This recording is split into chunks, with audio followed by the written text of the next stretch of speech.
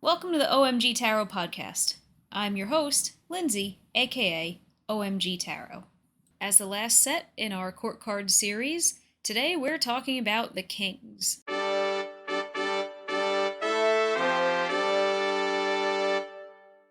The Kings are the other established adults in the court cards. Within our family analogy, the king is the dad. So think of the individual who traditionally would be tasked with providing for the family and protecting the family. I already mentioned in a previous episode that, yes, of course, a woman can be the breadwinner and provider for her family. And I also mentioned how these are archetypes, these aren't specific people, so it's absolutely possible for a woman to embody king energy, and it's absolutely possible for a man to embody queen energy. So what's the difference between the two? How do we define king energy versus queen energy? I often think of them as projective versus magnetic. So here's what I mean by that. Let's take a look at the two wands. Wand's energy is bold, and it's fiery, and it's action-oriented. I often read the King of Wands as the one who's on the battlefield giving commands and pursuing a specific agenda. He's the one who pushes that passion outward and really drives toward whatever goal it is he's seeking. In contrast, our Queen has all the action coming toward her. She might not be the one who's the tactician or the commander, but she's the one who chaos tends to find. In the most recent episode, we compared their glances. Let's take a look at them again. And again, I'm using the Rider-Waite-Smith deck. In a future episode, I might bust out another deck or two, but I really like to use this deck when I am demonstrating or walking people through certain cards, because this is a deck that almost everyone's going to be familiar with, and it's a deck that I can be pretty sure that most readers are going to have in their collection, even if it's not their daily driver. So let's take a look at our King of Wands. Look at his glance, look at his eyes. He's sitting there, square-jawed, staring directly off into the distance, staring right at his wand, which, if we want to interpret the wand as the embodiment of his motivation and his ego and his passion, he's got it locked in the crosshairs. He's focused in on, this is what I'm doing, this is what I'm pursuing, this is what I care about. Versus, let's take a look over at our Queen. She is not looking at her wand. She's holding on to it, she's gripping it, so we can read that as it's certainly there and it's certainly present in her life. I mean, she is the Queen of Wands after all, so she's got to have a wand somewhere. But notice how she's not looking at it. She's looking off to the side, and unlike our king who's got a fist and a wand, she's got a sunflower and a wand. What do sunflowers do? They're known for following the sun. They're these big, tall flowers that are taller than me, and their heads follow the sun. We could possibly read this as she follows the action, and she follows all the energy that's going on around her. We could possibly read her as being acutely aware, and yes, she is very intuitive.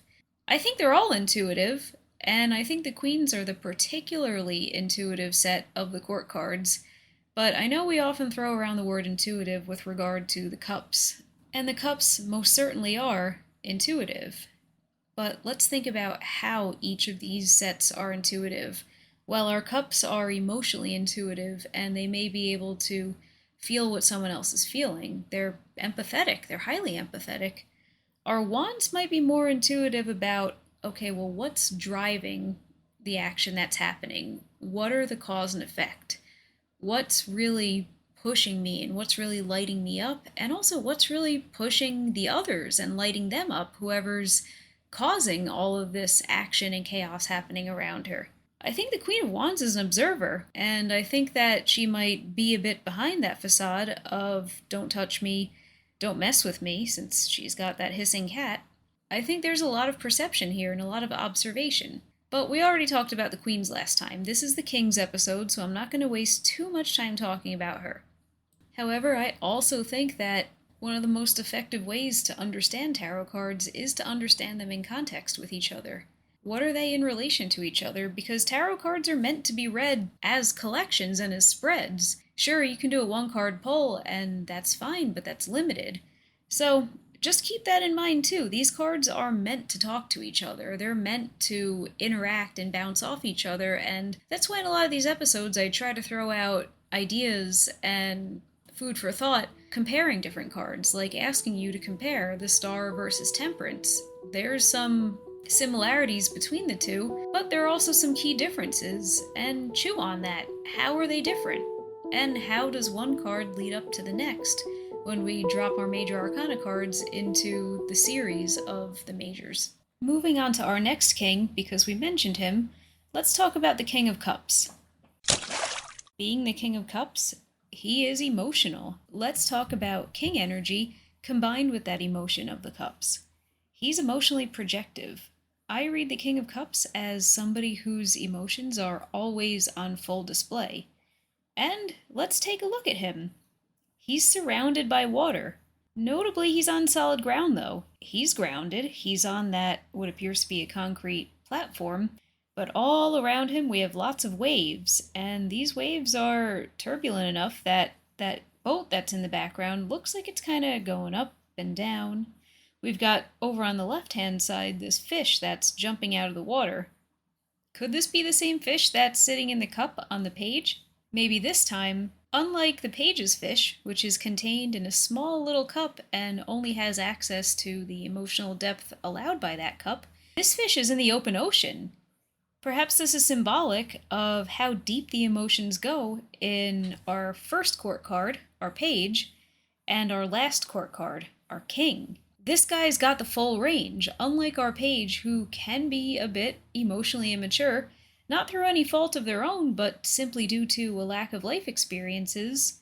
The king has had the life experiences. This is a grown adult who's been there and done that, and really can enjoy just the breadth of full emotion and expression. I love his fish on his necklace. Take a look at that chain around his neck. He's got his little fish right there. And he's got, in his right hand, his cup. He projects those emotions, and he projects that capacity to hear others, that although the queen is typically the magnetic one and the one who pulls inward, and our Queen of Cups is, I think of her as the therapist. She's the sponge for everybody else's emotions.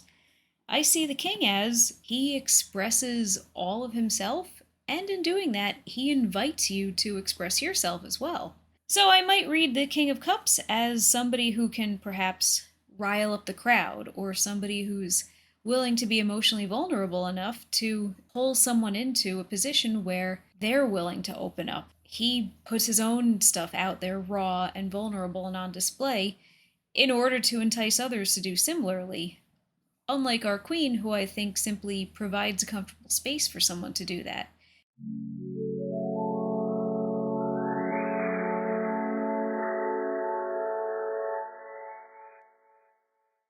Then over in his left hand, we've got this scepter, and directly beneath it, we see a cup carved into his throne. This guy's just got cups everywhere, and why wouldn't he? He's the King of Cups. Moving on to our next king, who's surrounded by his element and also has a very ornate carved up throne, we've got our King of Pentacles. Take a look at all the abundance around this guy. If you've been hanging out with me for a minute, you know that a lot of times in tarot, earth energy, that grounded, secure, stable energy, is symbolized by greenery and by fruit. And take a look at this guy. He's got fruits and greenery all over. His outfit has grapes and leaves all over it. Then we look down at the ground. We've got more leaves and more grapes. And over on the left-hand side of this card, what are those, radishes? Look behind him and he's got a tree branch. He is surrounded by abundance and wealth, and of course he is. He's the King of Pentacles. He's the very top of the Pentacles suit, so he's the one who brings that abundance.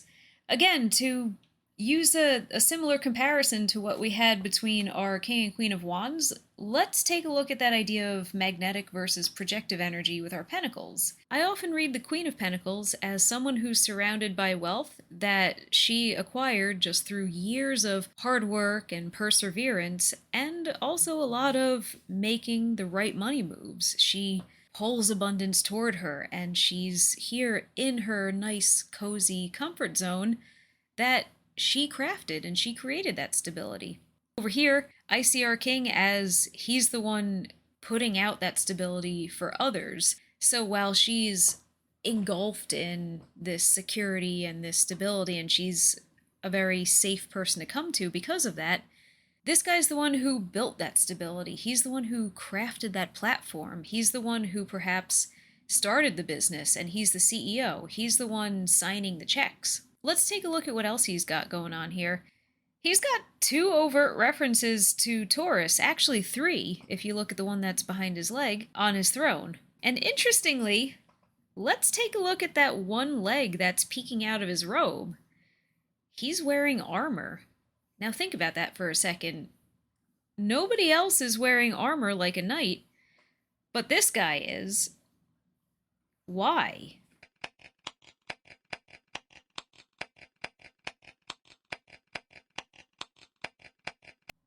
I'm reading that as he is encased and he is protected. Unlike the other kings, he's the one who has a bit of a hard outer shell. He's the one who you really don't get to just walk up to his throne and start talking to him. He's got a little bit of a guard.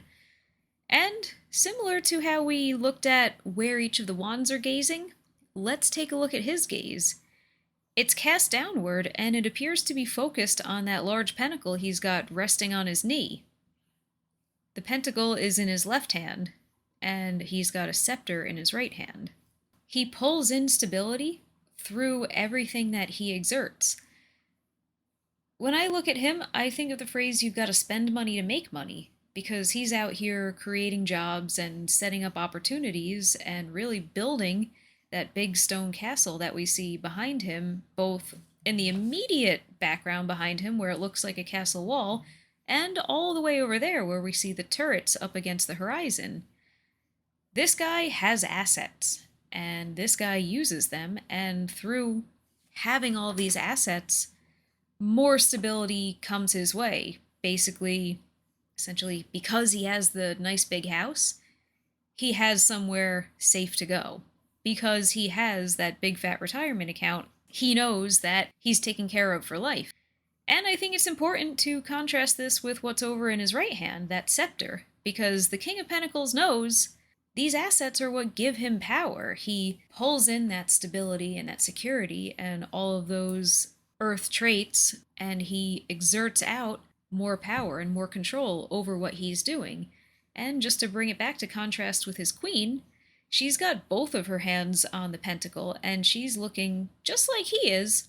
She's looking down at the pentacle as well. But I think for her, it's more of a, seeing as both the right and left hand are wrapped around this pentacle, it's more of the, I'm creating a cycle and I'm creating space. I always think of the Queen of Pentacles as somebody who creates space. I see a lot of crossover between her and the Empress, and I think they actually have some similar traits, but we're going to talk a bit more about that in the Empress episode, because this is not the Empress episode, and it's also not the Queen's episode. It's the King's episode.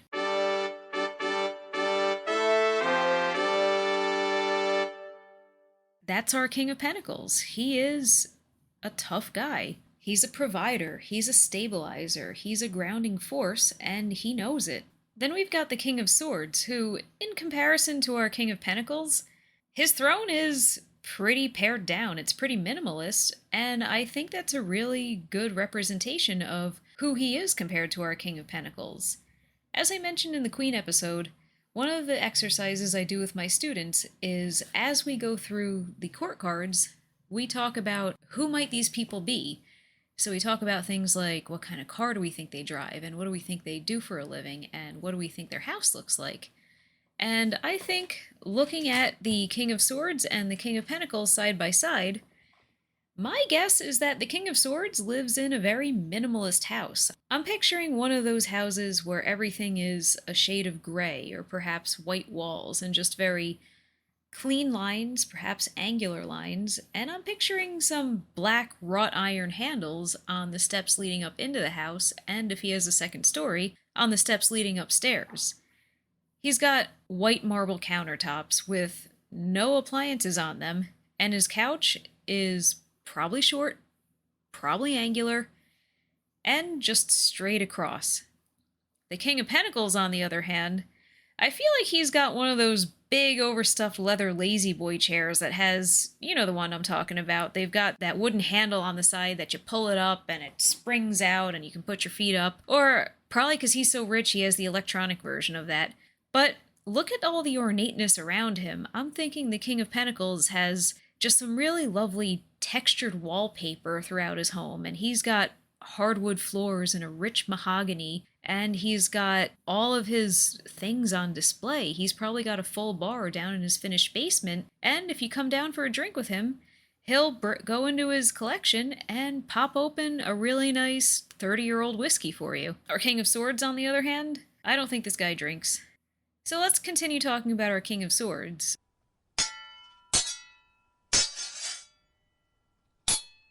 The swords are all about logic, and they're all about knowledge. And the reason why I say this guy doesn't drink is because I think he probably has looked at the facts and the data about how much alcohol is safe to consume, and he saw, all right, the recommendation is no amount of alcohol is safe, so I'm going to do what's right for my body, and I'm not going to put alcohol in it.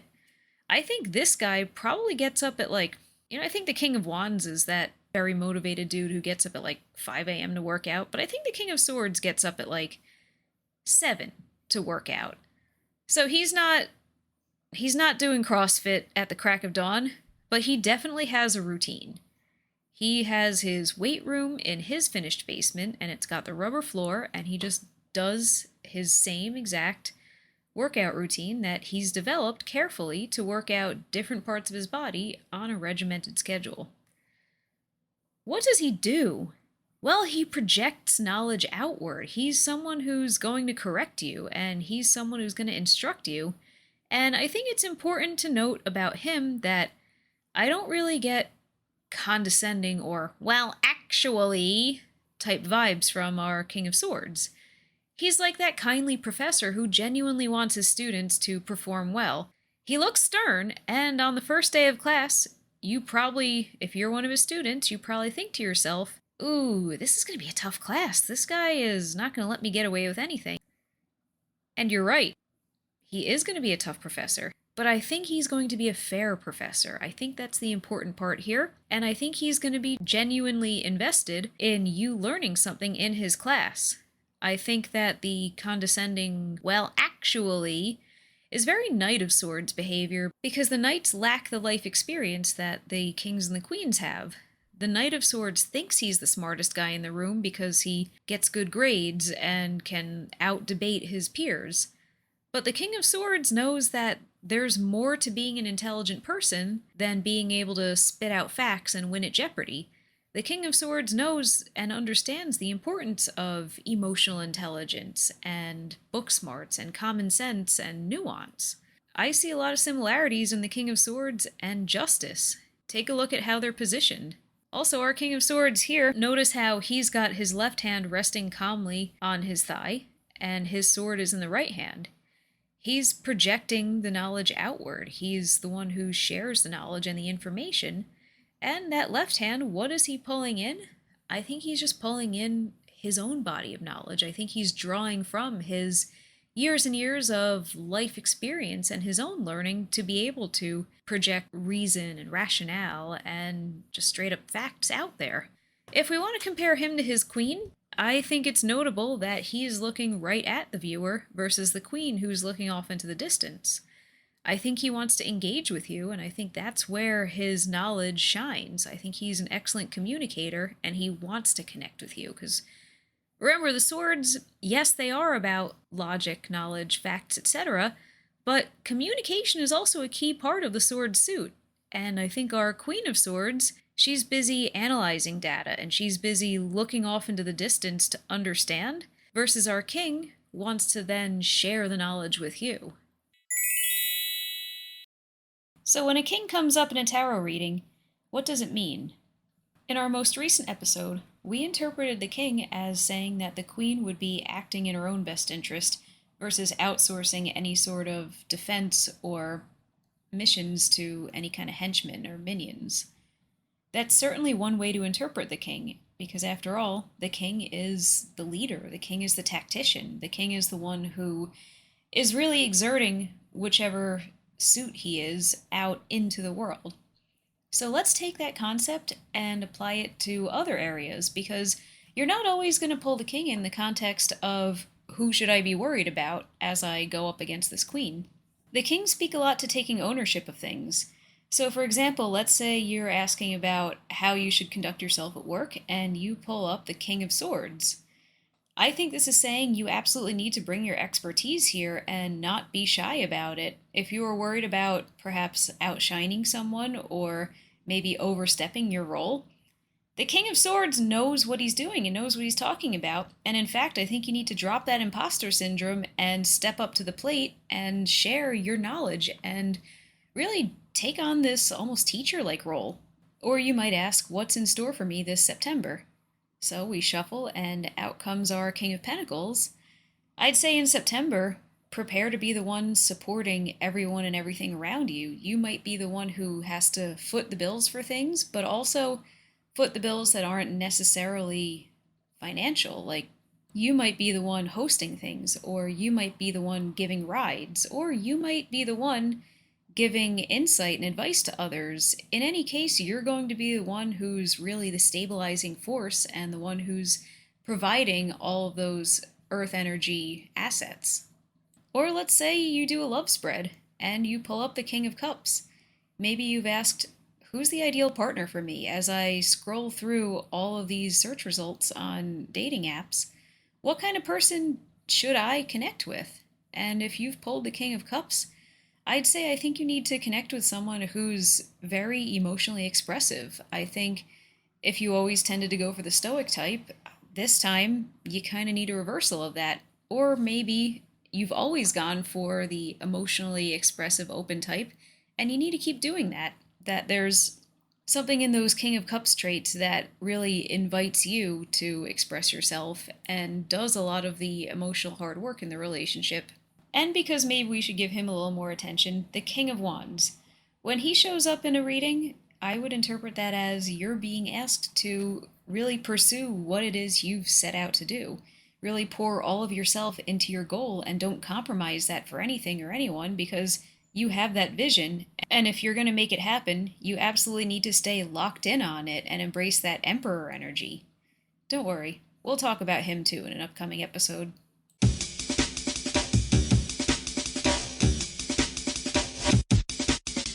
So I'd say that about wraps up our discussion about the kings.